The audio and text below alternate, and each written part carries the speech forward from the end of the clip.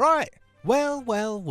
It seems that has left a lot of you feeling a little bit Dvalishvili. At this point, I think we need to seriously start thinking about sending Umar to Georgia and forget about him for like 3 years. Very, very impressive by Merab. Probably the best example of cardio being used as a weapon that we've ever seen. We've seen Merab do this before, but when you consider the wrestling pedigree and the training style of the Nurmagomedov team, to drown Umar like that was just another level. Some people have a third nipple. I've got a third leg. But it turns out that Merab has got a third lung. Never in my life did I think that I'd be sitting there looking at a TV, leaning forward, watching Merab in a fight and shouting for him to shoot another takedown. Well, in the 5th round of Merab versus Umar, when Merab started emoting and showboating, I found myself doing just that. This was such an important win for Merab, and it simply leaves us with no real argument against Merab being the all-time bantamweight GOAT. I know we're all very quick to start throwing around the word GOAT any time a champion gets a couple of wins. But in this case, it's just. He's already beaten nearly everyone. When you look back, it's an incredible hit list. And he's not just beaten them, he's made all of them look stupid. And the thing is, not only has his performances been undeniable, but in my opinion, even better, is that his personality and his energy is a breath of fresh air for the UFC. I've said this before about Merab, but so many fighters are trying to play it cool, and Merab's just out there being his mad self. When you look back at his come-up, he's been putting out this good energy and crazy stuff the whole time. His self-promotion is up there with the best of them. Think of some of the great moments we've already had from Merab. A classic iconic moment was when he stole O'Malley's jacket after the Aljo fight, and even earlier in his career, before he was in the spotlight. Some of you might have missed some of his comedy sketches. Look at this.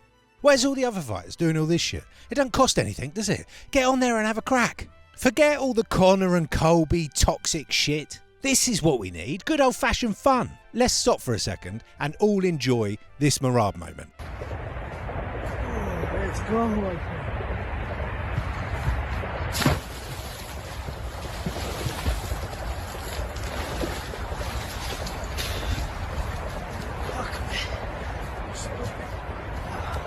What's brilliant is with his puppy-like eagerness to entertain, he still shared this with the world. I mean, he could have just not shared it. He's just a gift that keeps on giving. Yes, he's a sausage. And yeah, he could be a bit cringy. But with the government corruption, division, war, fucking aliens, this is what we all need right now. Another thing to consider about Merab, which he actually did touch on in his victory speech, is when you compare him to the likes of fighters like Umar. Umar was born into this, having Nurmagomedov as his uncle, and growing up with his brother and cousins and friends all dedicating their lives to this venture. Meanwhile, Merab's fucking spinning back kick holes into a wall on a construction site. It's incredible. Many people thought Umar was going to be Merab's toughest test, and now that the fight's happened, it seems they were right. Merab did win quite dominantly, but he was challenged a bit, especially in the first couple of rounds. I don't think there's anyone out there at the moment that can beat Merab in a 5-round fight, assuming that it gets to the middle to later rounds. The only hope there is against Merab is someone that can take him out early. And the only man in the division that it seems that has the skill set and the power to be able to pull that off would be Sean O'Malley, who happens to be a former victim of Merab. The rematch with Sean does seem to be most likely to be next for Merab. It's the biggest fight and the biggest cash payday for Dana. Sean's away at the moment trying to fill the holes in his game, while all his friends stand around and fill the holes in his wife. I do still think this is an interesting fight, if you're optimistic, and put a lot of weight behind the fact that Sean suffered a torn labium 10 weeks out from their first fight. That and Sean's time away, presumably working on his takedown defence. They're the crumbs that are needed to let us get excited about this matchup again. But in reality, it's Merab's fight to lose. Right now, we're living in Merab's world. I don't know why Dana is so insistent to push some fighters, and then he's so reluctant to push others. Maybe Dana's still annoyed at Merab because he refused to fight Aljo back when Aljo was the champ and Merab was the #1 contender. Whatever it is, it's time for the UFC to really start pushing Merab. He's getting on a bit with any other fighter that was the age of 34, especially in one of the lighter weight classes.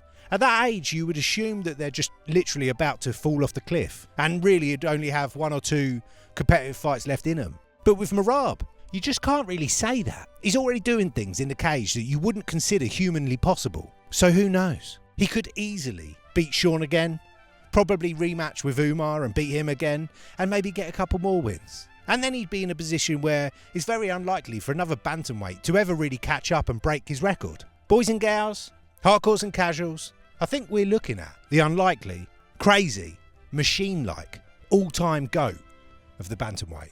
And I'm here for it. It was a great card. It's a shame that Moicano couldn't get a bit deeper into the fight, but a finish seemed inevitable. Yuri and Jamal was absolutely delightful. I did think Jamal was going to win going in, but when Yuri went in there and lifted his hands up, I mean, it changed fucking timelines. Yuri with his hands up is a new mythical fighter, and I would imagine now he's going to get the winner versus Alex and Magomed. Anyway, if you like this video, give us a sub, check out this playlist of recent bangers. See you next time.